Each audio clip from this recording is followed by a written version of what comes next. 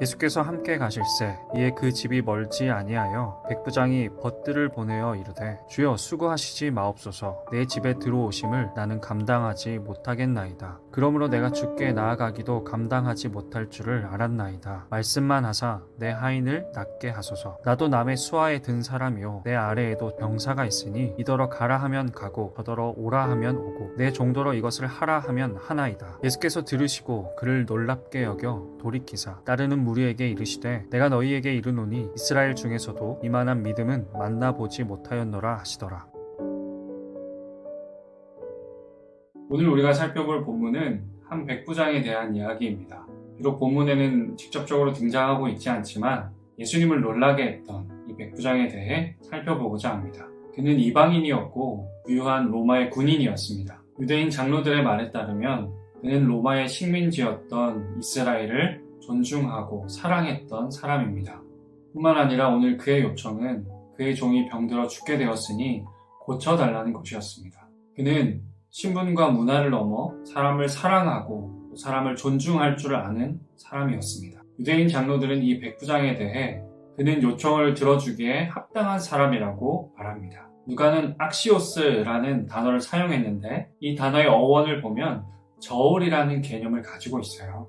장로들은 예수님께 도덕적으로 합당한 이 사람이야말로 예수님의 은혜를 받아야 되는 사람 아닙니까? 라고 묻고 있는 것입니다. 하지만 백부장의 고백은 달랐습니다.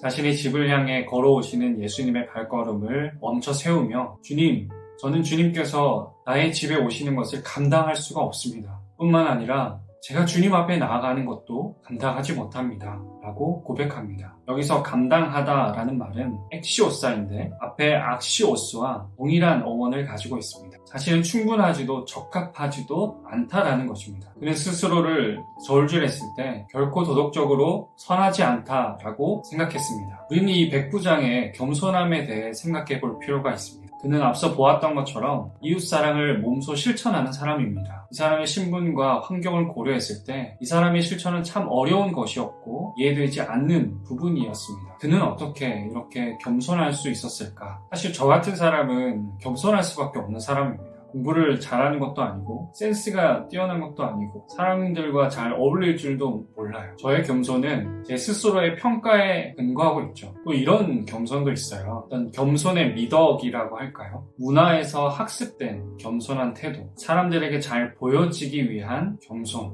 하지만 백부장의 겸손은 달랐습니다. 그의 겸손은 믿음을 근거로 하고 있어요. 예수님이 누구신지 분명하게 알 때 인간으로서 당연하게 고백될 수밖에 없는 아주 본질적인 고백이라는 것입니다. 백부장은 예수님이 누구이신지를 알고 그분의 권능에 대한 분명한 믿음이 있었기에 오늘 그는 겸손할 수 있었던 것입니다. 그는 군인으로서 가지는 자기 이해를 설명하면서 그가 예수님에 대해 분명한 이해를 가지고 있음을 확인시켜줍니다. 그의 믿음은 막연한 것이 아니었습니다. 그는 분명한 신학을 가지고 있었고 그래서 겸손할 수 있었습니다. 그는 그 겸손함을 바탕으로 예수님 앞에 나아갑니다. 그래서 그는 예수님을 주님이라고 부르면서 예수님의 그 권능 앞에서 자신의 무가치함을 고백합니다. 그러면서도 선하신 주님 앞에 자신의 고통의 문제를 의탁하고 있는 것입니다. 주님, 말씀만 하십시오. 저는 이 말이 참 도전이 되었습니다. 여러분, 하나님의 말씀 앞에 서는 우리의 태도가 이래야 되지 않겠습니까?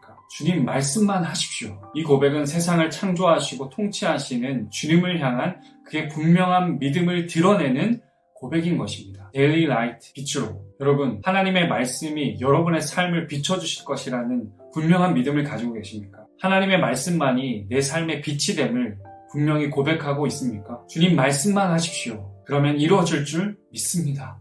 그 창조의 능력이 우리의 삶 가운데 이루어질 줄 믿습니다.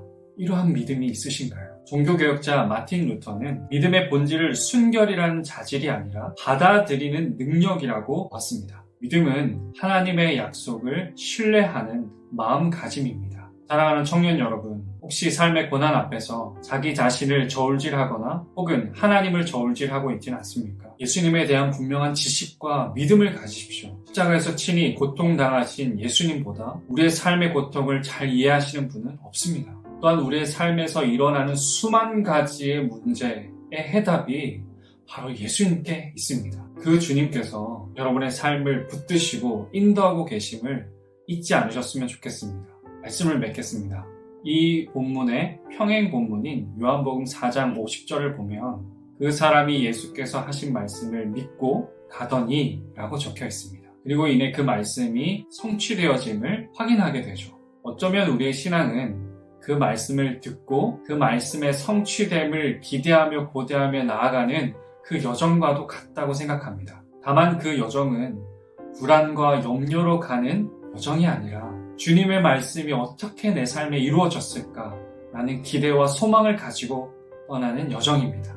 오늘 하루도 그러한 기대와 소망을 가지고 살아나는 우리의 삶이 되기를 간절히 축복합니다. 하나님 아버지, 우리의 믿음이 견고해지길 원합니다. 매일매일 빛 대신 주님을 더 깨닫게 하시고 주님의 말씀 붙들고 승리하는 삶 살게 하옵소서. 예수님의 이름으로 기도합니다. 아멘.